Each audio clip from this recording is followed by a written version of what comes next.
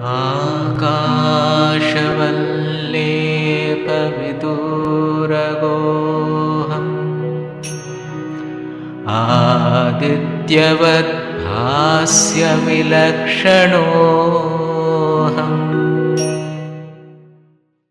श्रोत्रियो वृजिनो श्रोत्रियो वृजिनो अकामहतो अकामहतो यो ब्रह्मवित्तमः यो ब्रह्मवित्तमः ब्रह्मण्युपरतः शान्तो ब्रह्मण्युपरतः शान्तो निरिन्धन इवानलः निरिन्धनैवानलः अहेतुकदया सिन्धुः अहेतुकतया सिन्धुः बन्धुरानमतां सदा बन्धुरानमतां सताम्. I spoke about a seeker definitely at almost the final point of his seeking, going to a Sadguru and seeking the right instruction and guidance for pursuing his seeking further to the desired goal. And who is that Guru? How is he like? That was the description that we gave yesterday. Now, going to such a Guru, what should the disciple do? That is what Shankara and Vivekachudamani say in this verse. Tamaradhya gurum bhaktya तमाराध्य गुरुं भक्त्या प्रह्व प्रश्रय सेवनैः प्रह्वप्रश्रय सेवनैः प्रसन्नं तमनुप्राप्य प्रसन्नं तमनुप्राप्य पृच्छेज्ञातव्यमात्मनः पृच्छेज्ञातव्यमात्मनः तम आराध्य गुरुं भक्त्या प्रह्व प्रश्रय सेवनैः. Whenever you go to a Mahatma, actually one who is spiritually enlightened, fulfilled, in reality he should become a Jivan Mukta, a Brahmavittama. Whenever you go to him, what exactly will you do there? You go there as a seeker of truth. That means you don't know anything. You have an idea that I want to know the supreme truth. I am a seeker of it. As a seeker, maybe you have made some independent efforts. Those efforts are not found to be fructifying, fulfilling. Therefore, understanding that the whole subject cannot be handled by you, yourself, alone, you decide to go to the Guru. That means you are a zero. And now you want to become an enlightened hero. So from the zero position, when you go to a Guru, what should be your attitude? I think it is very simple. Tam aradhya. You have to worship, adore that person. It is that adoring spirit that makes you humble and intensify your seeking. Whenever you have to get something from another person, you feel that the other person has it and I don't have it. So all your attention should be to receive and to get whatever he is prepared to give. You cannot extract the knowledge from anybody. It has to overflow from the giver. And that overflowing will take place only when he feels that here is a seeker who is quite humble, persistent, and who is yearning enough. I shall let him know what is the truth because he is a very good, well-deserved disciple and a seeker. That feeling the Guru should have. How will he have it? Suppose you hold your head. I don't think he will ever be interested in teaching you. He should have a feeling, a spontaneity in him by virtue of which he feels like opening his heart and telling you whatever is there in him as a treasure. So, tam aradhya. The word aradhana is very important. Generally we use this word worship with regard to God. We worship God. Everybody. Irrespective of his position, his knowledge, his understanding, his wealth, his competence, when it comes to God, he becomes a seeker and a worshipper. Now we are generally worshipping an imperceptible, invisible God. Not only that, I would like to emphasize that we are worshipping an infinitely distant God. Whenever we have an idea of God, God is pervading everywhere in the universe. The universe is endless and infinite. Naturally, our God also is infinite. Now, if God is infinite, how can you think of Him? How can you approach Him? So He remains invisible and infinitely distant. Such a God we are worshipping. We are worshipping is true. But whether my worship is really reaching God and the worshipped God is happy about what I do, does He have anything to tell me from His side? Am I right? Are there any improvements to be made in me? These points are always hazy. You never get an opportunity to see God in person so that you will understand what God feels about you. So it's always, as I say, a unilateral approach and an effort.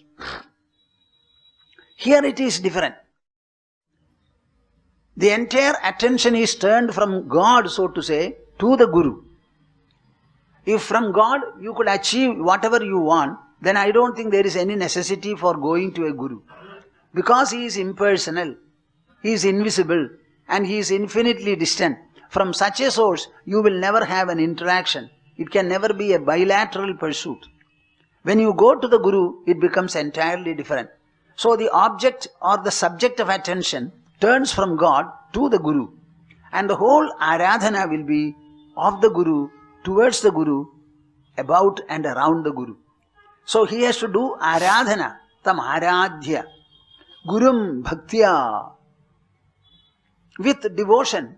Whatever devotion you generally or ordinarily devotees have towards God, with the same intensity, wholesomeness, fullness of devotion, Prahva Prashraya Sevanaihi.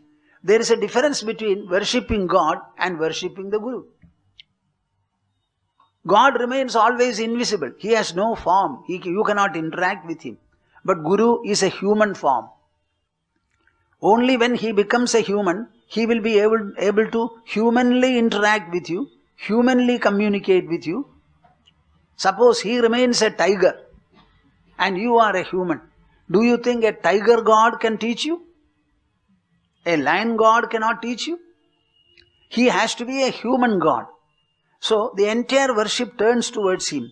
Bhaktya. And what are the processes of worship? Are you going to use flowers? Are you going to do big pudding, etc.? Are you preparing? No. These are entirely different. Prahva, Prashraya, Sevanaihi. 3 words he has put. Prahva, Prashraya, Sevanaihi. Say that. Prahva, Prashraya, Sevanaihi. Prahva. pra. बोलिए ना ठीक. Prahva, Prahva, Prahva, Prahva, Prahva, Prahva, Prahva, Prashraya, Prashraya, Prashraya, Prashraya, Sevanaihi. Sevanaihi. Prahva, Prashraya, Sevanaihi. Prashraya, Sevanaihi. First of all, you prostrate before him. This prostration is a kind of a cultural refinement, perhaps, that we alone have in this world. See, a society can evolve its own cultural levels, cultural standards. Whenever we speak of culture, many of you do not know. When I thought of giving shape to FRNME, Foundation for the Restoration of National Values, I was wanting to make people understand it is not a religious or a spiritual movement. It is a purely cultural movement. Culture is acceptable to God. There may be a religious society, but the society need not be cultural. It may not be cultured. In our own homes you will find, suppose there is a family consisting of 5 or 6 members. All of them may not be equally cultured. So that cultural refinement is something very, very selective in nature. Any society need not necessarily be cultured. And culture is evolved not in a matter of days, months, years, or even decades. What is the meaning of culture? I would like you to understand. I hope I will be able to say it. Art and other manifestations. Art and other manifestations of the intellectual achievement of the intellectual achievement of a people regarded collectively, this is called culture. What do you understand by this? Whenever there is a culture, understand that it is an intellectual achievement. It is not a sensory achievement. It is not a drill. You cannot have it from a gymnasium. Certainly not. There are so many different items of sport events held for Olympics, Commonwealth Games, Asia Games, etc. All this does not come under the so-called intellectual achievement. There is also intellectual achievement because all the sports items will have to be thought over, and what should be decided as the best performance, there you will have to use your intelligence. But here it is primarily about character, behavior, interaction. Character, behavior and interaction. Character is something inward. It is a constant coordinate in a human. Behavior is something visible and external. And interaction is always something like interpersonal or yourself and the rest of the world. Now whatever refinement, whatever sublimity, whatever standard, whatever attunement, whatever adorability, whatever appreciable can be administered into this, that is called culture. So in the matter of culture, there cannot be an option at all. You cannot say it is religious. You cannot say it is spiritual. Of course, spirituality is always one of refinement. Art and other manifestations of the intellectual achievement of a society regarded collectively. It is not that somebody says this is culture. The society must really appreciate it, imbibe it, and make it as part of its own societal or social behavior. Then it becomes culture. This is where India stands unique and unique. So prostration is something very unique and great. Even now there are people in India who question the art and the process of prostration. I had an email in the ashram where a lady writes to me very critically about what nonsense are you doing. You are sitting there, these are my words, not her words, majestically, and all the people are coming and prostrating before you, but you don't prostrate before anybody. So I told her something about what is this prostration, how this culture has come, etc. She has again written to me, Swamiji, it is all easy to say. You have learned prostrating before the elders, you say. Why don't you prostrate before those who come and prostrate before you? This is her final question. Am I asking anybody to prostrate? They feel like prostrating. Suppose they feel like giving me an article, what shall I do? Should I take it and throw it back on them? Suppose somebody says, Swamiji, I would like to speak to you. Courtesy demands what? I should listen to them. So, Swamiji, please be there. We would like to prostrate. Some people say that also. They also say, please turn this side so that I can prostrate in the eastern direction. So, I will have to turn in the manner they want. Such people also are there. Swamiji, you stand here so that... Now, whether I should prostrate before them, okay, I feel like prostrating. But do you mean to say the people who prostrate before me will accept the prostration and will they be happy? I don't know, you have to say.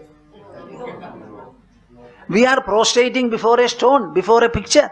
The picture doesn't want. It doesn't understand also. So we are prostrating before. Any exercise done by anybody in this world is not for the gadgets he uses with. It's always for himself. If you prostrate, it is primarily and ultimately meant for benefiting you, enriching you, not for any other purpose. When you eat food, for whose sake are you eating food? For the sake of food articles and plates and spoons? Any act of ours is primarily and ultimately meant to enrich the actor, not anybody else. Suppose you hold money, is it for the benefit of money or your own benefit? So the first item is prostration. What is this prostration? It is something very interesting to know. You can think about it.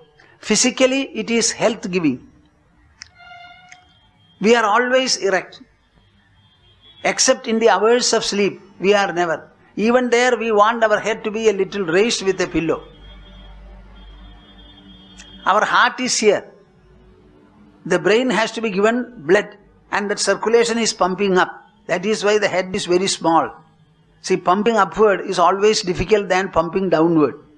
So when you prostrate, you will find the blood in the system, in the whole body, it goes to the head and there is a brain bath taking place. The usual bath that you take with water, it is only for the scalp, the hair, that's all. Now here is a brain bath. If you prostrate every day, not before anybody, yourself on the ground, at least 12 times you will find you will be much more intelligent than otherwise.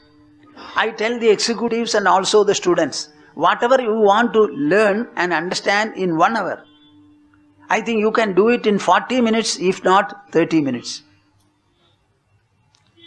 It is such an important matter. After prostrating about 12 times or so, whatever you were reading, you get up and start reading it. You could not understand it well. You will understand it much better. The reception will be more. Sensitiveness will be more.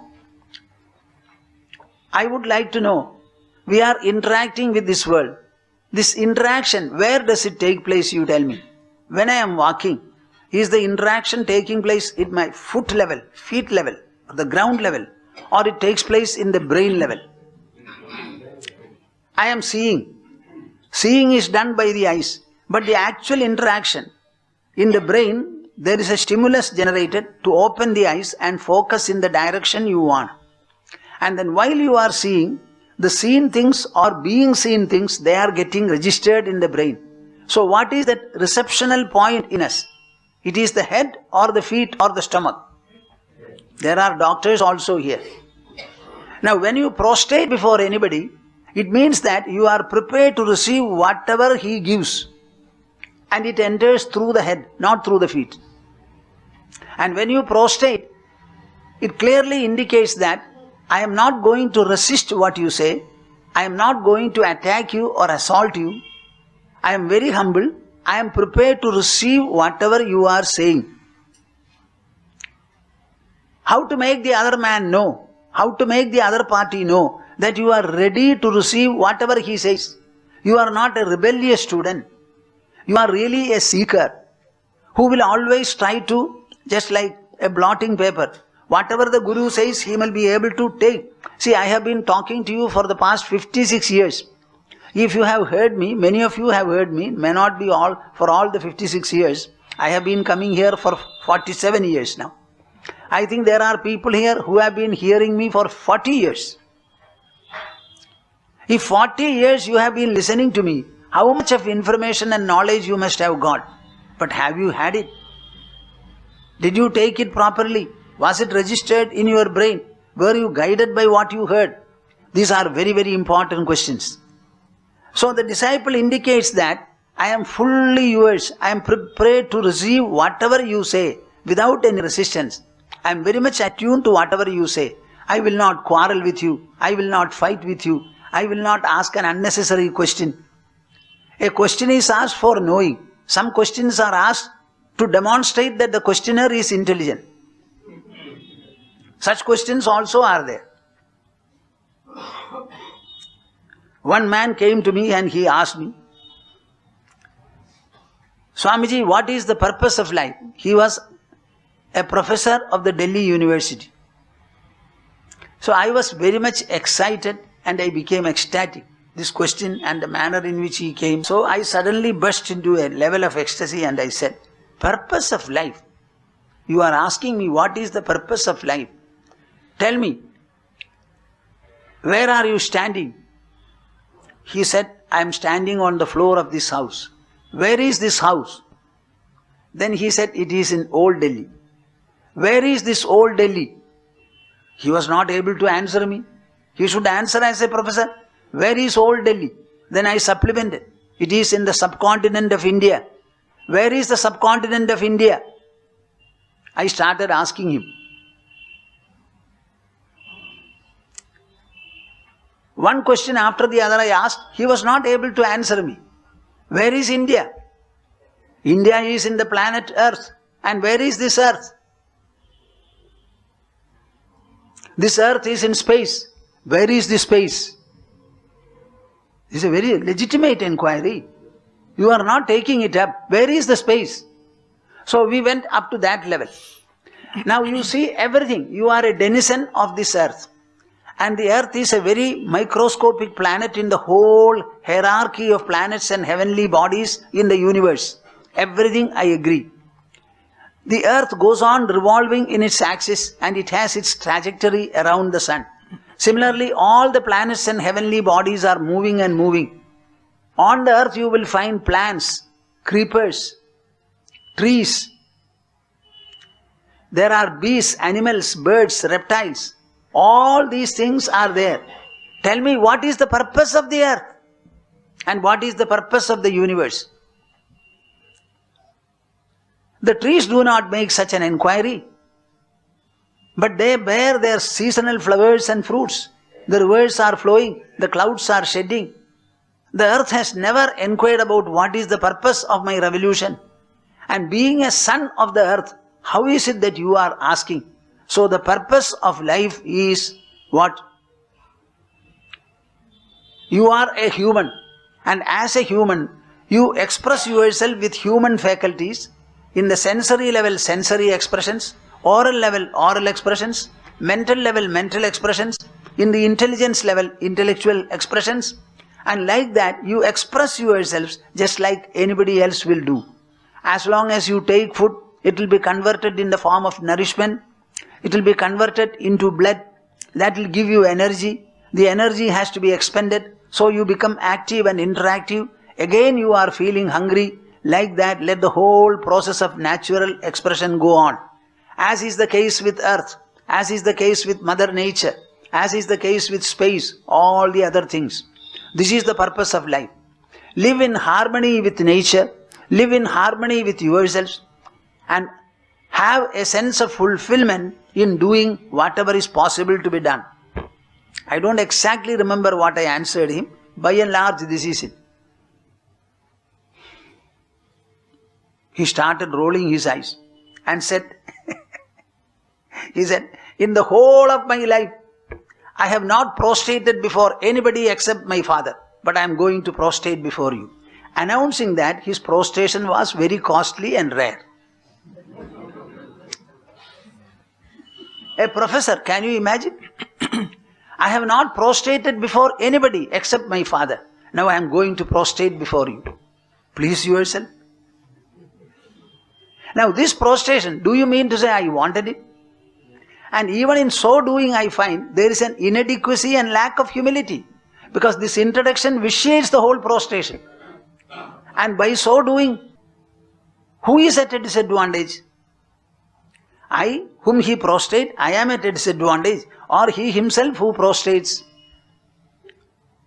Why are you keeping quiet? He is prostrating, but that can also be done in a noble, cultured and refined manner. You know, people will come and prostrate. Look at all of them. You will find various kinds of prostration. In that act you can find a lot of refinement. You can study the whole person. So the first item is prostration. This is a great culture of India. See, we have our greeting. You don't know what is our greeting. I have said it earlier. Our greeting is Namo Namaha. It is not good morning, good afternoon, good midday, good night, etc. I have always wondered, what is this good morning? I am not able to understand it. When I say good morning, what does it mean? Morning has been good for me. Suppose my morning has been bad, shall I say I had a bad morning? Suppose I say that, good morning to the other man, and his morning has been bad. So when I say good morning, will it not be a false statement? So what is meant by good morning, I don't know. So you should understand very clearly what is meant by greeting and what is the right type of greeting. The greeting may express whatever I feel. It should also feel a sense of soothingness at least, if not benediction. It's a very high word for the other party. So our greeting is Namo Namaha. Namo Namaha. The other day, I don't remember who is that person. Swamiji, you told us we should say Namo Namaha. So I am saying Namo Namaha. This is our best greeting. Namo Namaha. We have considered when the intelligent, moral, ethical, educated, enlightened person, where does he reach ultimately to? He reaches a level of humility and humbleness and innocence. In the whole of spiritual literature you will find straightforwardness is the best and the highest quality. Straightforwardness, arjava. So when we speak of humility and prostration, you should understand we are carrying a great cultural legacy of a country whose civilization is ageless. This you should understand. It may take 1 hour, it may take 1 day, it may take many days. Wait. There is no point in giving you something which you are unable to take and act upon. So maybe it will require an initial gestation period. That is okay. But when he is pleased, priched jnatavyam atmanaha, then you ask him whatever you want to know about your own self. What is it that you are asking him? You are asking him to make you understand, realize and get to your own inner chamber. The chamber is already in you. It is within your body, very close to you than even the body and the mind. But you are missing it. Can you imagine? What a travesty is this? The treasure is there within your body, not outside. It cannot be accessed or approached by anyone. You alone can access it. But you are unable to get to it. So the loss and the mystery are very supreme, high. So you should ask him, Jnatavyam priched. Ask him. In front of a guru, there is only one item you have to do. Seek, ask for and get. You have to express your seeking and keep quiet. Then he will start telling you, speaking to you. Here you will find in the whole text the disciples' words and submission. The disciples' words and submission are very rare. Guru's replies and Guru's explanation are greatly much. So a Shishya doesn't have to talk much.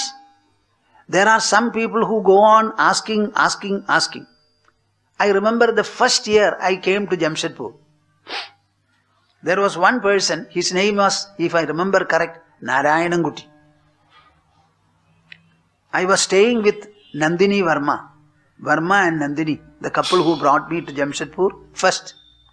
So Narayananguti came to me and he had a list of questions. I sat there. He started asking me one question after the other. One question after the other. I started answering. Maybe 25 or 30 questions I answered. Then I said, Narayananguti, can we not stop for the day? Next time when you come, we shall take up. And he went away. So people who related to him, sister and the others, oh, he came to Swamiji. He's a very hard nut to crack. You know, this person, I don't know whether he is living even now. He never has asked me a question thereafter. No further question.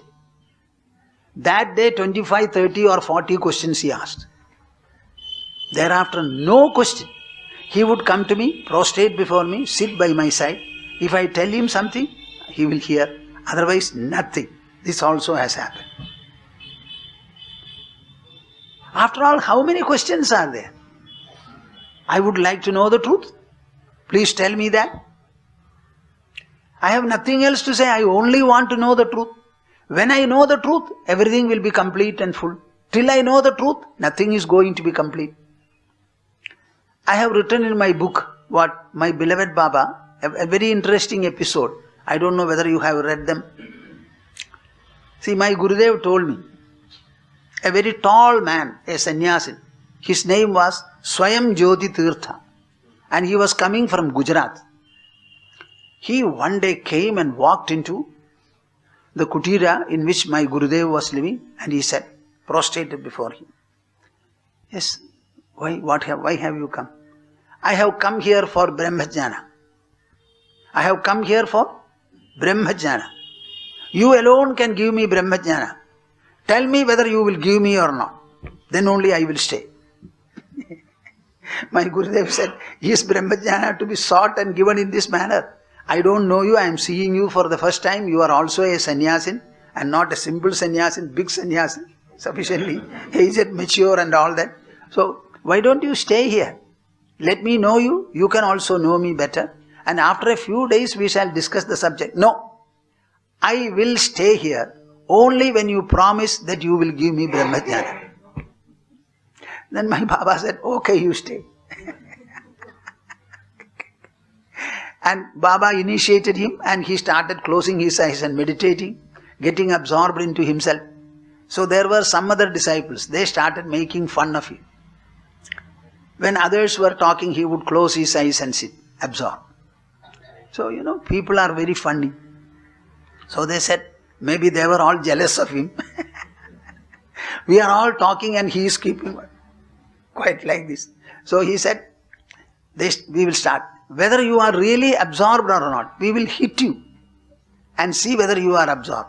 So I think some people also applied their fists. He kept quiet. After some times he started saying, you are hitting me, my body. I am not the body, I am the soul. You will find that my body is going to counter hit. My soul will not hit. So he threatened them saying that I will hit you back, and he was a tall man. Everybody kept quiet. So the world is very funny. So prichet jnatavyam atmanaha. In front of the Sadguru, the true seeker will have only one question. What is that question? Please put my mind into rest.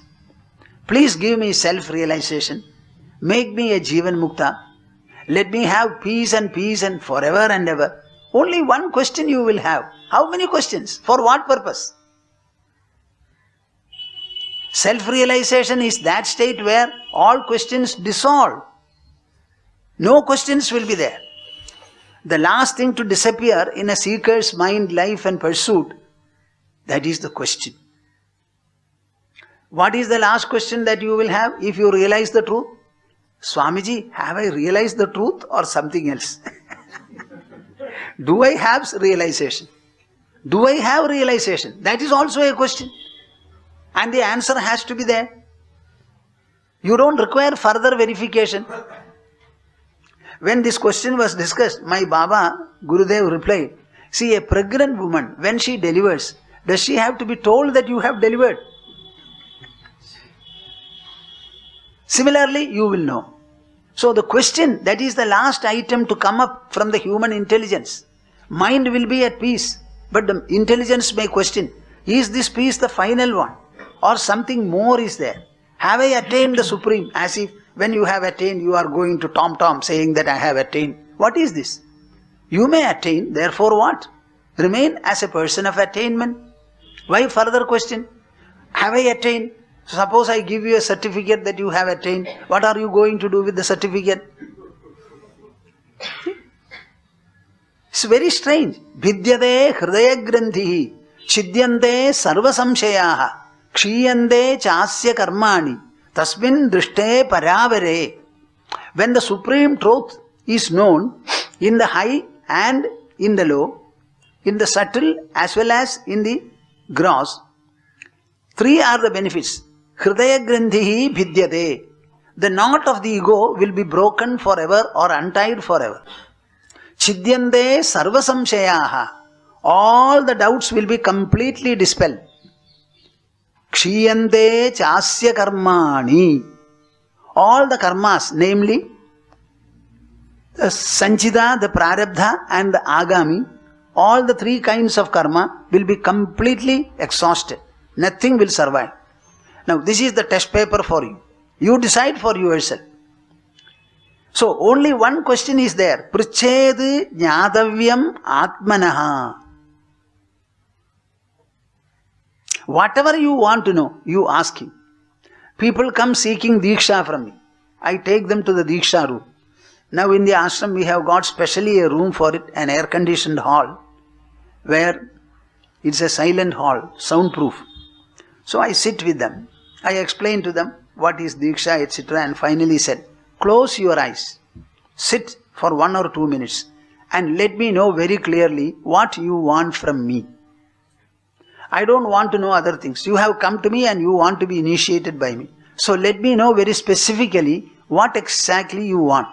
The answer you give should not have more than 4 words. Many people will start speaking 1 paragraph. Even after I say this, they will start speaking 1 paragraph. I said, no, reduce and let me know in 2 or 3 words what exactly you want. Then they come up and they say something. See, you should be specific in what you want.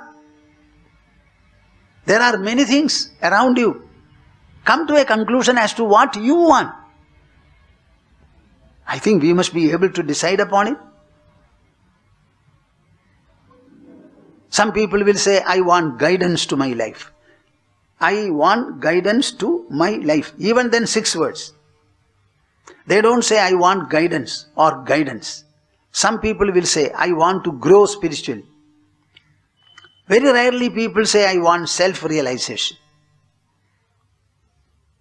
See, we must be clear about what we want. After all, you have gone to a guru.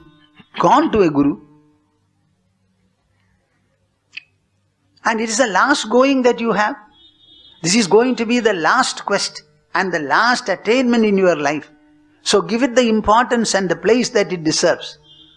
Priched Nyadavyam Atmanaha Swamin Namaste Nadaloga Bandho Karunya Sindho Padidam Bhavabdhau Maam Uddharatmiya Kandaksha Drishtya Rijvyati Karunya Sudhabhivrishtya. He addresses the teacher in the most oriental manner. If you want to know India, this is India. The entire culture of the land is presented in this verse. We are human beings and we cannot end our life except after knowing what are we, why are we, where are we to be. Intelligence is the supreme factor in the human. And it is the quality and the birthright of the intelligence to seek, to know and be fulfilled. If we are living in this world, we want to know why we are here, how to live here, when will our life be best and proper. Anybody who does not undertake this examination, we cannot give him really the human status, dignity and respect. As human beings, we are not supposed to eat, drink and make ourselves merry. In the whole world you will find the man of intelligence is rewarded, is rated, is remunerated best. There are knowledge workers and muscle workers here. The knowledge people are always given the best in any sphere whatsoever. I am very sorry that our country is still to recognize the role of teachers in the society. When I say teachers right from the kindergarten classes. The best of teachers should be there, but you will find the worst are there. A child is molded right from the beginning, from the age of 4, definitely. So the primary class teacher must be the best teacher. Some great man in this world, I don't remember his name, he said that, what I learned in my primary class, that alone I have learned throughout my life, he says. The salary of the teachers is very poor. Nowadays it is much better. Therefore, all of them are going into the industrial field where more money is there. Maybe one man is a worker. He can produce industrial goods and services. And the society will be economically affluent. But what does the society want? Do we want economic affluence or the intelligence to generate it when necessary? You give a set of people who have intelligence and knowledge a task to be done. You also give the same task to the ignorant people. You will find the intelligent always will do it better. What we want is education I am not speaking about spiritual education now. We want our children to have the best education. The citizens of the country are molded in schools, colleges and other educational centers. They are born in houses, but they are made in the educational centers. Unless our educational centers become centers of value, centers of ideal, centers for cultivating the mental, intellectual merits, skills, excellences and greatness, I don't think the country will be good. The great Roman civilization has crumbled not because of economic poverty, but because of ethical crisis. I am very sorry that our people don't understand it. Just like the doctors are made in colleges, medical colleges. Every man is made in the school, in the college, in the university. So we must be able to impart them the best of education. The best of education. You will find that this indicates to you what is the degree of cultural refinement our people had attained long back. Not only that they had attained, they had imparted it. And the people had imbibed it, generation after generation. This particular text was written 1,200 and odd years back. What? 1,200 and odd years back this text was written. And you find a Swami discussing it before the people of the present. You tell me who preserved this text all these generations? 1200 means what? 1200 means how many generations?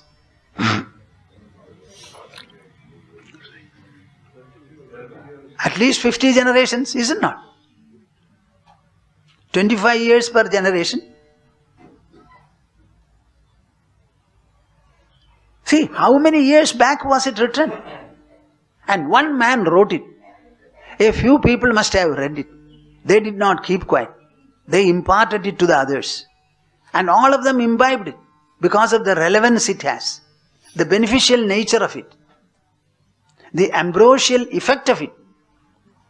As a result of which what happened? They imparted it to the others. Many people devoted themselves to it wholeheartedly, wholesomely and fully. And generation after generation, dedicated seekers and knowers have done the task of preserving this treasure. What do you think of a society like this? I think you can make a search anywhere in the world whether they have got this kind of an expression. He says, all that I want from you is a spiritual, merciful glance. This is what he says. I don't want anything from you, my dear teacher. Cast your merciful spiritual glance on me. That's all. And he addresses him, Swamin namaste nadaloka bandho karunya sindho padidam bhavabdhau mamuddharatmiya kataksha drishtya rijvadi karunya sudhabhivristya. This is a typical Oriental style. This is a style that belongs to us. You can say belongs to Asia also as a whole. This is our culture, my dear souls. Understand it very well. Now I am asking the elderly people in this assembly, have you tried to understand this? And have you infused and imparted it to your children and grandchildren? Will you please lift your hands?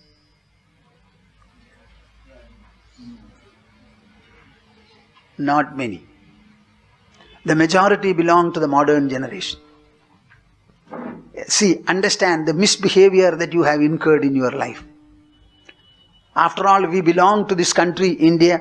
We have freedom to move about only within the boundaries of India, not anywhere else. Your freedom is restricted.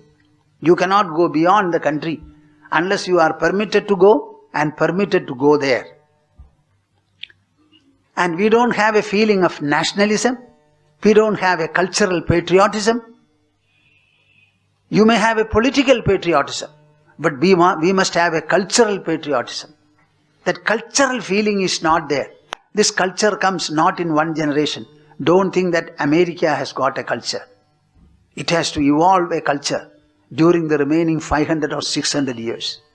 In 200 and odd years, they have not been able to evolve a mento-intellectual culture.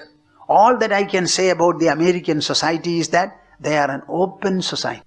And this openness is primarily focused to have economic benefits and growth, political domination.